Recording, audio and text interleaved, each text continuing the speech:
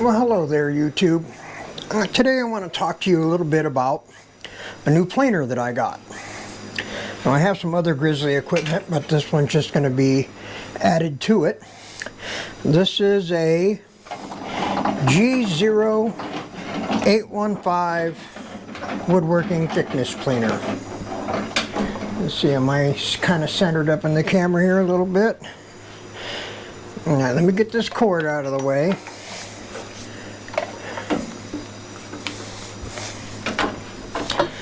Now this planer, it's a little smaller than some of their other planers, and that's why I bought it. The reason being is a lot of their other planers, which are, it's really a good thing, they have these big extensions that come out on the end of the table. The problem that I have is I'm in a basement shop, and I have the proverbial 10 pounds of stuff in a 5-pound bag as far as my shop goes. So space is always at a premium for me. So what this allows me to do, and you saw me pull it out of where I store it at, is I mounted it to a Harbor Freight 1,000-pound capacity hydraulic lift cart.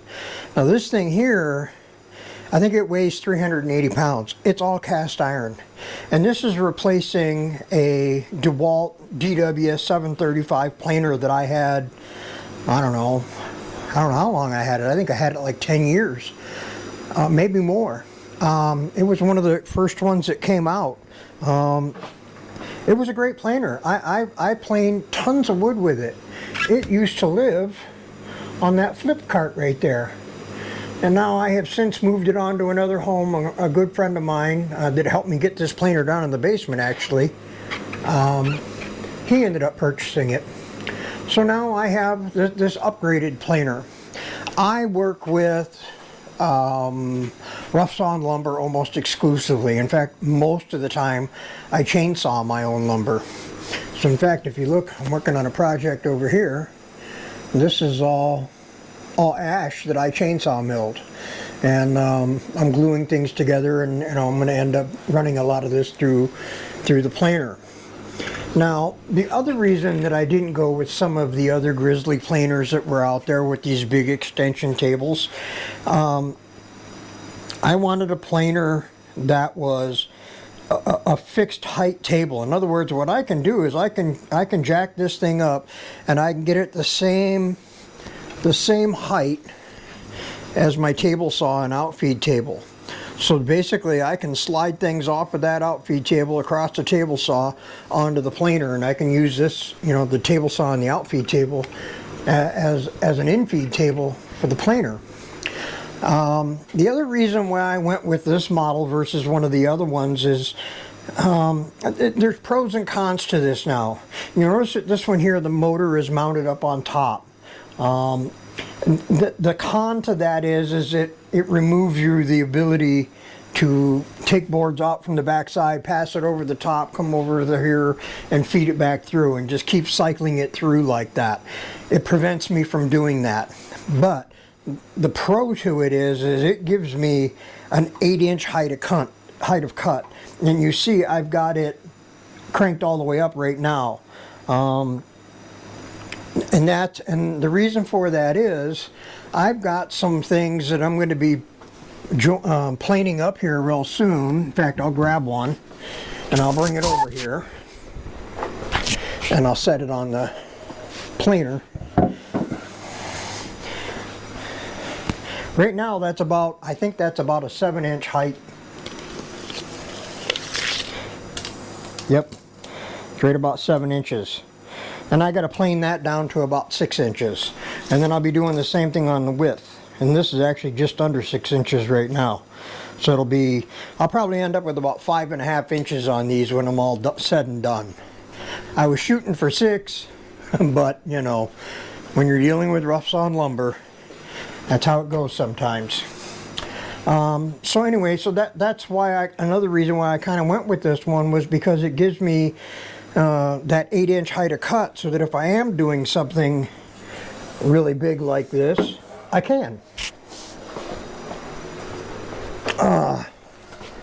Another reason that I chose this one I had to get it in the basement. My shop is in the basement. So a buddy of mine, he helped me get this thing down here, and it was a bugger, even with 2 guys. Like I say, it's heavy. It's 380 pounds. It's all cast iron. You know, the old DeWalt, you could pick it up, it was only 100 pounds, and you could carry it wherever you had to go. And you ain't picking this one up and moving it. So it is, now I have it bolted to this cart. I had to re-drill 2 holes here because things didn't line up the way they needed to be. There's like a hollowed track under here that I have the fasteners in. You don't want it on the other side of that track because the wheels roll there and you wouldn't be able to raise it up or lower it down. So having it on this cart, it makes it mobile. It gets it up to the height that I need, you know, like I say, to match my table saw. You know, most people would put it on a cart and it would be about this high and it would suit them just fine. But as I said, space in my shop is at a premium. I have 10 pounds of stuff stuffed in a 5-pound bag in here. I mean, I'm really packed. I'm building a new workbench right now, and that's what all that lumber was that I showed, and I barely have room to work on it right now. So I'm going to pause the camera for a moment, and I'm going to get this thing set up, and I'll fire it up and make a few cuts with it and show you what it's like. Okay, this is kind of a short board, and this is actually just a drop from, you know, something else that I was working on. This is ash. It's a hardwood, but you can see right now I have the planer set a little bit lower than the table. So all I have to do is just pump it up a little bit until I match the height.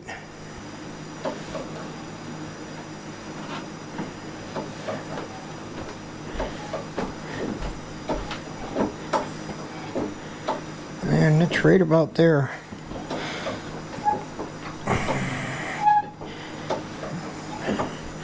This thing is, the jack I think needs to be bled a little bit. Yeah, there we go. That's it right there. So, dust chute is on the back. I added a coupling to it because I use the dust right system. So my hose, I just go from machine to machine. So I added this coupler right here. And you'll see I have it over here. I got it on my disc sander. It's on my joiner. I use the dust rights on everything. So it adapted to the Grizzly here, no problem. Now the Grizzly is, it's a 220 machine. So I made a cord for it. I made an extension cord for it, and you know, I think in the manual it recommended that you ran, I don't know, I think a 12 gauge cord. The cords that I use, I made a 10 gauge cord for it, so I have no worries about this thing ever overloading this cord. And it's a pretty short cord anyway, it's not real long. So it has column locks right here, and I'll see if I can use, you know, these on my last cut. And I did do a test cut on this once before, and I ended up with quite a bit of snipe on the outfeed side. It was like you got a steel infeed roller here and a rubber outfeed roller on this side, and when it comes past that infeed roller, it's like the rubber outfeed, it doesn't support it as well, and I ended up with quite a bit of snipe on the back of this board. Now, is that a big deal? I don't know. I'm going to try to eliminate it the best I can. I'm going to try to use the column locks on like the last pass or two. It may minimize it. In all honesty, I don't know if I've ever had a planer that didn't give snipe at the end of the board. I have always just allowed, when I'm processing lumber and I'm doing a project, that I have always just allowed 3 inches, say, to cut off because of the snipe. Now this thing goes down really easy, and this little black bar right here, this is where you want to set it for when you're first starting to plane. This is your maximum infeed, and I think this thing will take an 1/8 of an inch and a pass, and it has hydraulic, I don't know if they're hydraulic, but it's got some sort of a gas assist here to help you get it up. And it's harder going up than it is going down. So let's go down with it, and I'll get it set right at that.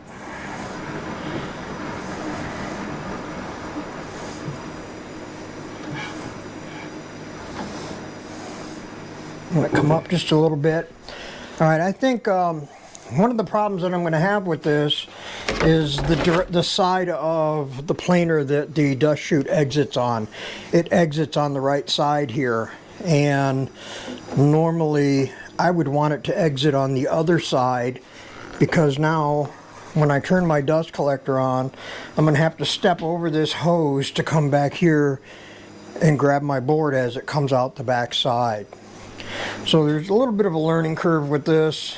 When I do a longer board, I have a roller stand that I'll put on the back side. So let's see how this goes. I'm going to turn the dust collector on. I'm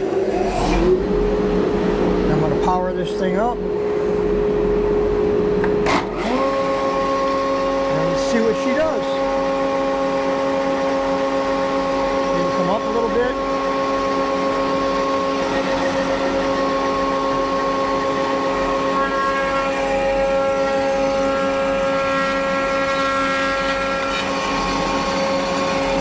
Okay, that's just touching. Come down a quarter turn and see what that gives. Can I go down? Oh, there, that's it.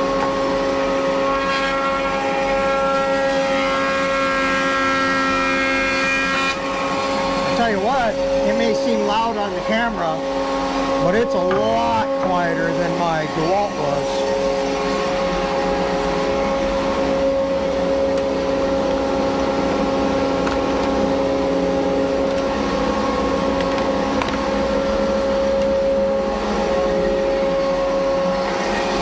Right now I don't have any hearing protection on.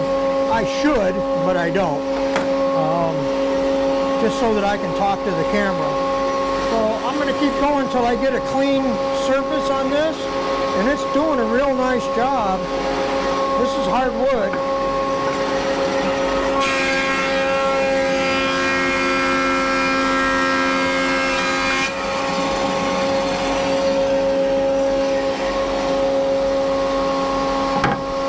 And a little bit of snipe on this end. This side here, no.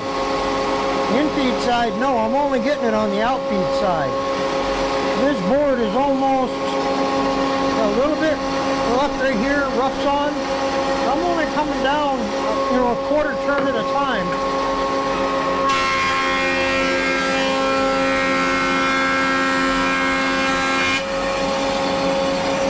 Now I did notice when I'm feeding this board in, I don't have the column locks locked down.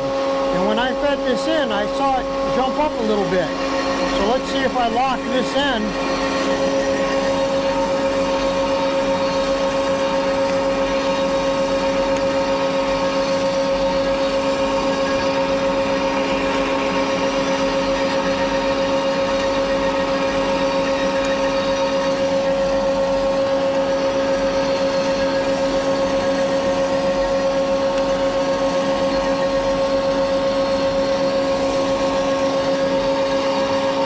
Got them both locked. Let's try to slow it down a little bit. My speed is right here. It says to only shift it when it's running. So I'm going to go maybe another quarter turn. And it shouldn't move at all.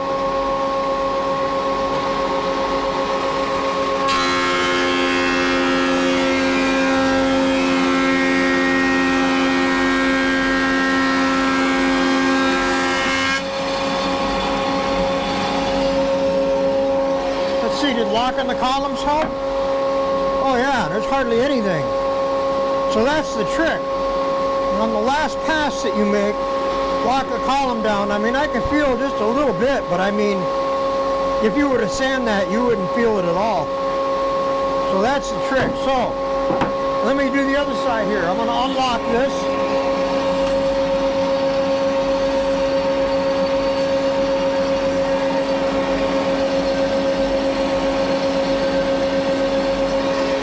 See if we can come down a quarter turn.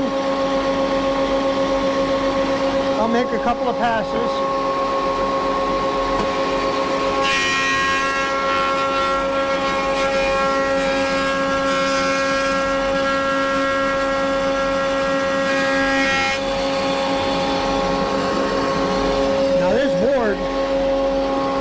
This is chainsaw milled, so you can see it's really rough. Okay, I'm going easy on it, just a quarter turn at a time.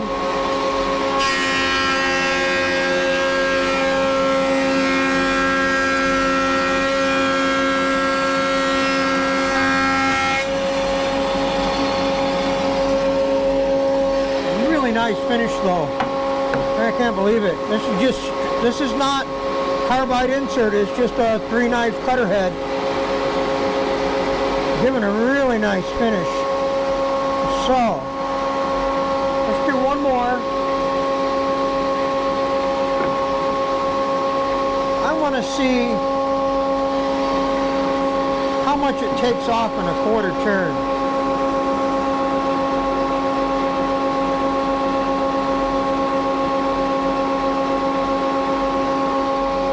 Just over 1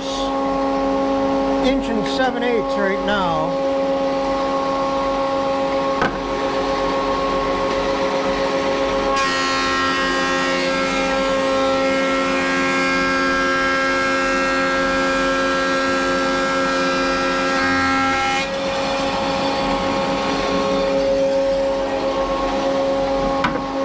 A quarter turn.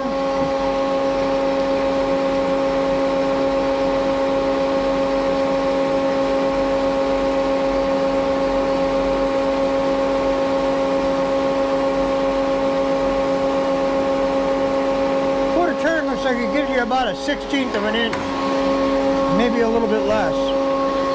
Alright, so let's go down a little bit more. Let's lock the column.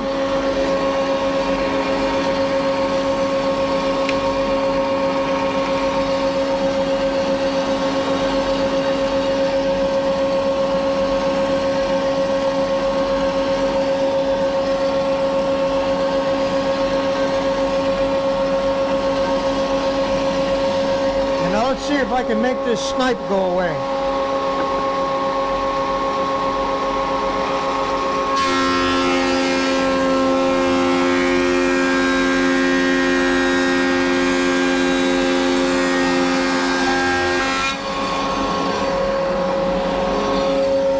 Yeah, that's the trick. Last pass, lock the column. There's nothing. I'm going to say there's no snipe. I mean, I can barely feel it with my fingers. There's nothing there.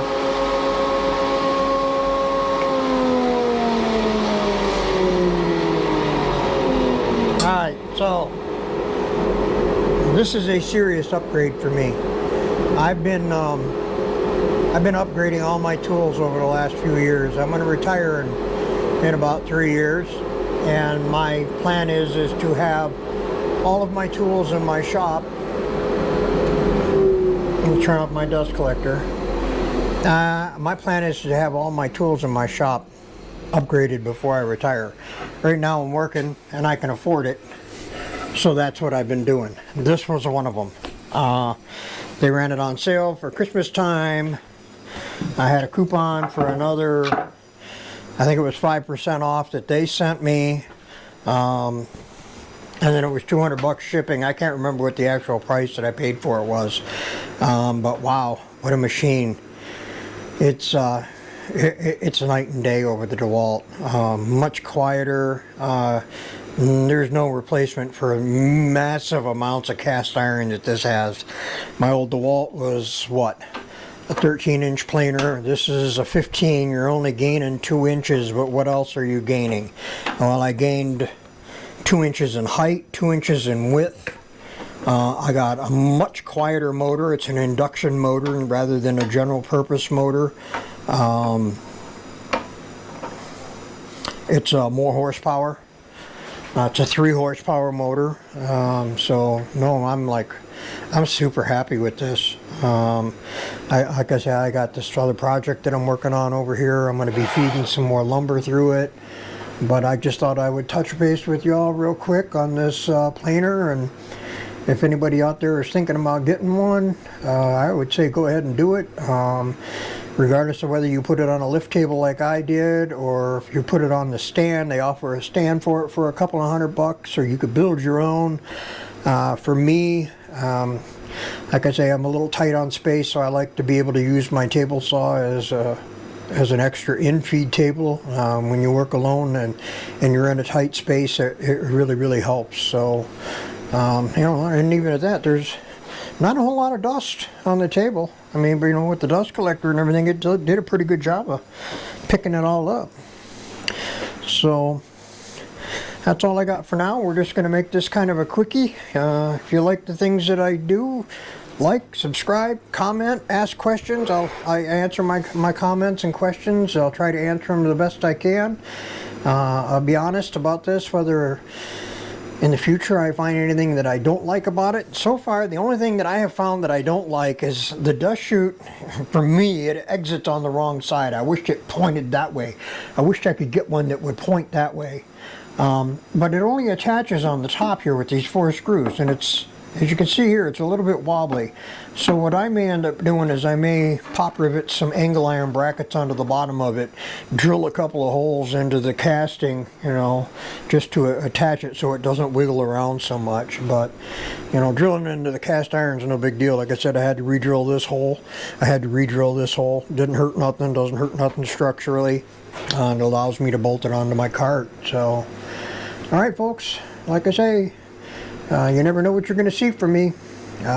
Like, subscribe, answer questions, make comments. I answer my comments and questions, and I'll catch you on the next one.